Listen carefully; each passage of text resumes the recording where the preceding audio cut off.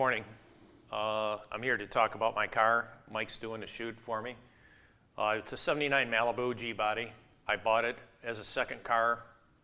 Unfortunately, my parents both passed away. This car was a second build out of part of the inheritance that I had from my mother when she passed. Unfortunately, and she always was into hot rods herself. She had an 81 Z28. She really liked it.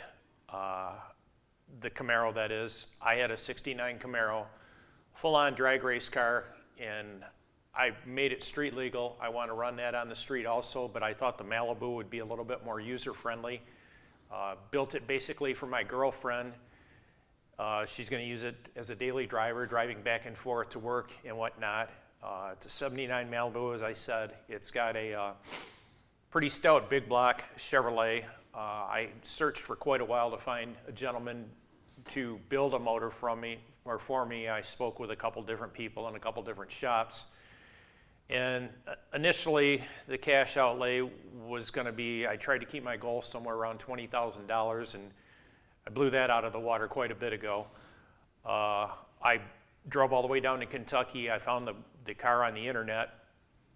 It originally had a small black Chevrolet in it with a 871 blower. The frame was all notched. It had a stock 10 bolt in it, which was beyond me. It didn't make a whole lot of sense. I bought the car, got it back from Kentucky, about a 5-hour drive there and 5-hour drive back in the middle of the winter. I got it home and put it up on jack stands and spent the whole winter in part of spring doing nothing but scraping the underneath of it, getting all it was undercoated. I scraped the whole underneath of it totally and re-undercoated it with just a light, like a spray bomb undercoating, and then pretty much brush painted it. It's really nice, and I'm not patting myself on the back here, but it did a good job on it. You could eat off the floor pan. It's beautiful underneath of it. I spoke with a gentleman out of Wisconsin by the name of Alex Poplar. He owns Trick Chassis. He sold me a complete narrowed 9-inch Ford that bolted right in place of it, where I didn't have to do anything anymore, didn't have to worry about it.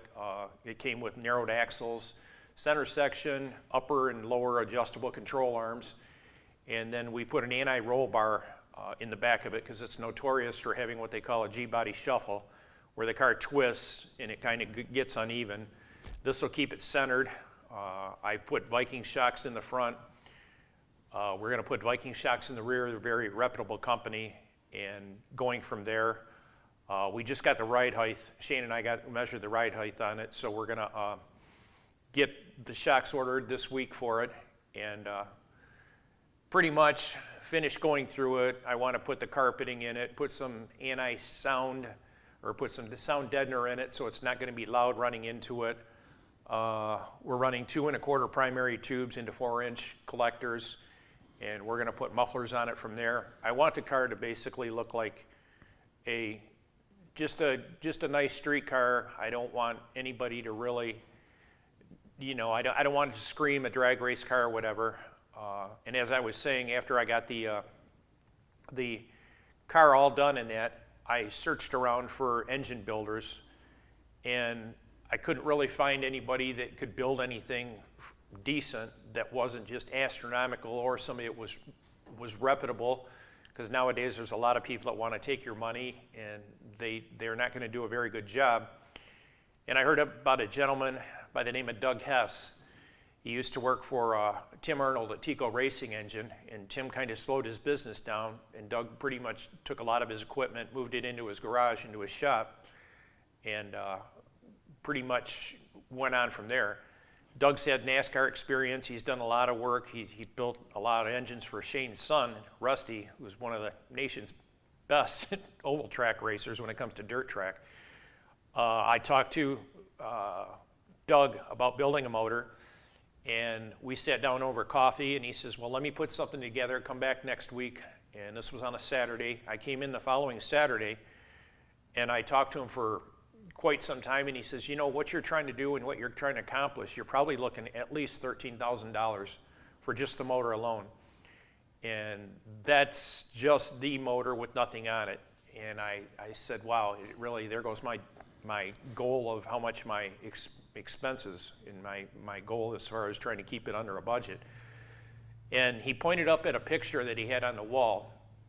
And there was a gentleman that I actually seen the car run. He pointed to this picture. It's a green pickup truck out of Ohio, one of the nastiest trucks around.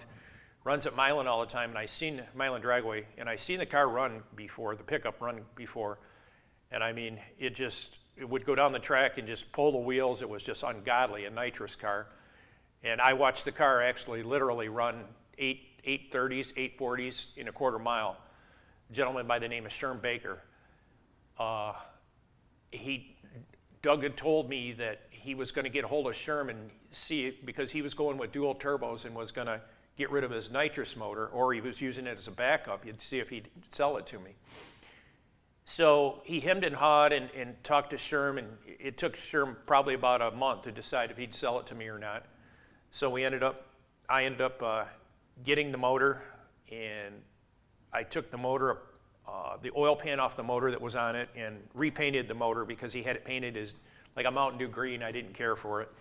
And I also took the intake off and sandblasted the intake because he had it polished, and I didn't care for that. And I ended up painting the motor Hemi orange because I think it runs faster with a Chrysler color.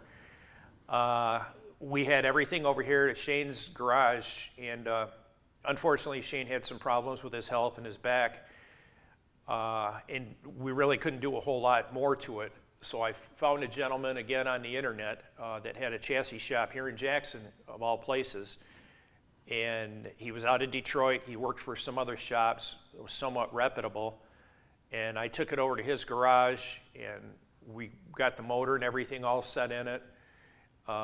He did the work on the rear end, welded the anti-roll bar in, put the roll cage in, put some of the tin work in and that, and then I kind of ran into a standstill where he quit kind of working on the car. He didn't really want to work on it, and for some reason, ungodly known reason, I had spent quite a bit of money and paid him a substantial amount of money, but it seemed like my car sat in the garage and didn't get any work done to it. He focused a lot of his attention on doing some street outlaw cars that were actually on Street Outlaws. One of them was racing for the Detroit team, and then there was another one that Ford Pro Burr Brothers was from down south that he did the exhaust on. And he did a lot of other work on other customers' cars from Detroit, and my car just sat, and it sat, and finally I just had enough, and lucky I had Shane and Bill Youngkin. We went over and pulled the car right out of his garage and pulled it back. Shane's in awesome health now. He's in good shape. Everything's going good now. His business is going good, and I think I found the right guy to finish the car. So we're going to finish it and hopefully get some races in next summer. I'm really looking forward to it, and having the girlfriend drive it back and forth to work. And the nice thing about it is it's like a wolf in sheep's clothing. It doesn't, nobody will know with a hood on it, a small hood scoop in that, what the car is capable of doing, and with a small tire. I mean, with that motor capable of running 830s in a quarter mile, and we figured it out, the pickup truck is actually heavier than this Malibu. It should be a really stout piece for the street. And it's always good to go to another town where nobody knows who you are and just show up in a parking lot and try and get a local race or whatever. It's always fun, and it's fun to go around and go have a beer, go have a burger, and enjoy it. And that's pretty much what I built it for, just a good, solid, dependable street car. Okay, this is the motor that we're running in it now. And again, as I was saying before, a pretty stout piece. It's a 565 cubic inch big block Chevrolet, a low deck motor. They make two different heights of the motors. This is a 9.5 motor. They make it, a lot of people run a 10.2. I've got a 10.2 in the Camaro, which is a 572 cubic inch, the blow-in car. Strictly a nitrous motor, running from the bottom, I guess you want to say. I'm running a Steph's 8-quart oil pan. Steph's are a good product for oil and lubrication systems for a car. Running a Melling oil pump. And I was trying, support the locals, and I've always had tremendous luck with Melling, and I've actually found a lot of times that you buy other brands and they're nothing more than a Melling pump in somebody else's box. Excellent products from there on. Forge Krang. I've got from there with a block, a Merlin block, Comp cams, timing belt. Instead of running a timing chain, it cuts down on the harmonics, so the engine will tend to run smoother. 8-to-1 pistons. They're a ceramic coated pistons. They'll run a little bit cooler, also less friction in it. The camshaft is kind of like a secret hush-hush cam. I'm really trying to keep that stuff a little bit secret. It's a pretty, again, stout piece for what it is. It was custom ground for this motor. Hope nothing goes wrong with it. He had it running in the pickup truck before. Awesome piece. From there, we're running T&D rockers in the valve train itself. T&D is an awesome company. Tend to run a little bit pricey, but you get what you pay for when it comes to the rockers. 1.70 on the ratio. I will let that out. Other than that, they're very good, running the good push rods in it. A lot of this stuff, and when Doug put it together, I don't know 100% about every part in here. When it comes to the push rods, miscellaneous stuff, don't really know who the manufacturer is on those, but I'm sure it was something good. If Doug put it in here, it wasn't nothing to sneeze about. The whole block itself has been deburred, and you can't see it with the camera the way the angle is, but the whole block, if you pull the intake off, which when I did to sandblast it and paint it, the inside of the valley has been just totally meticulously gone through with a grinder. So it's been deburred, and it also has screens in it just in case. Hopefully nothing will ever happen, but occasionally you break a valve spring or whatever. If it goes down into the oil valley, the lifter valley itself, that screen will catch it. From there, running a profiler, what they call a sniper intake. It's the same intake that I'm running on my blown car, my 572. Very, very, very good intake. They make very good products. The intake was port matched to work with the heads. They're AFR heads. I know the first time that I took the carburetor off the motor and looked down in it, somebody again had spent hours and hours port matching the cylinder heads to the intake. You can't even, if you run your fingernail through it, you can't even figure separation in it. I mean, it's totally perfect.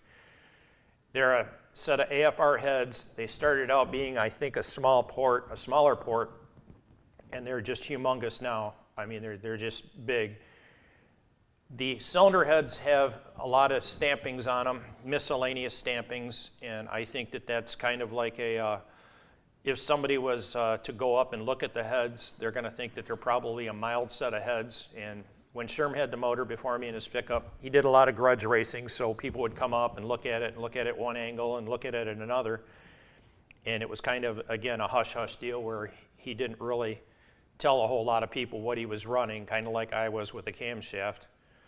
But they have had extensive amount of work done to the heads themselves.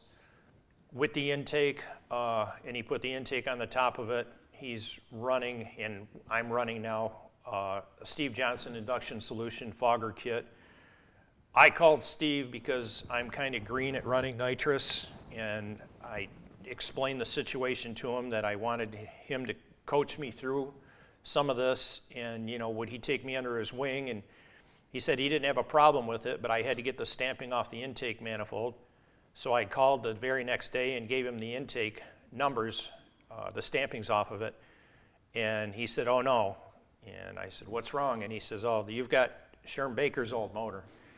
And I said, "Yeah." And he says, "Well, you're gonna listen to me, and you're gonna do it my way, or we're gonna end the conversation."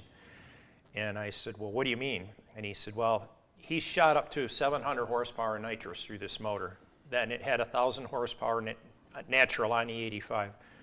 And he said he was pushing almost 1,700 horsepower through this in the pickup truck." And I said, "Well, I just want to go pretty much just with a good tune and something that'll run on the street and get some good times." And he said, "Well, we'll stick somewhere around 400, 450 horsepower and we're good. I'll give you the tunes, I'll send you the sheets for the jetting, and we'll have to go from there." He said, "You still have a good ignition system?" And I said, "Yep, I still have all the ignition system that Sherm had went into this car, and then going from there. From the intake, and you can see from the intake and the fogger system, I'm running an E85 carburetor. And it is running E85, and that's one of the things that's really nice, especially for the street, is the fact that the engine will run a lot cooler. So you're going to end up seeing a lot of benefits out of that. They'll just have to, and that's something that I really don't know about. I talked to the gentleman that built the carburetor. Him and I have had a couple of conversations, and he definitely wants to work with me on this also.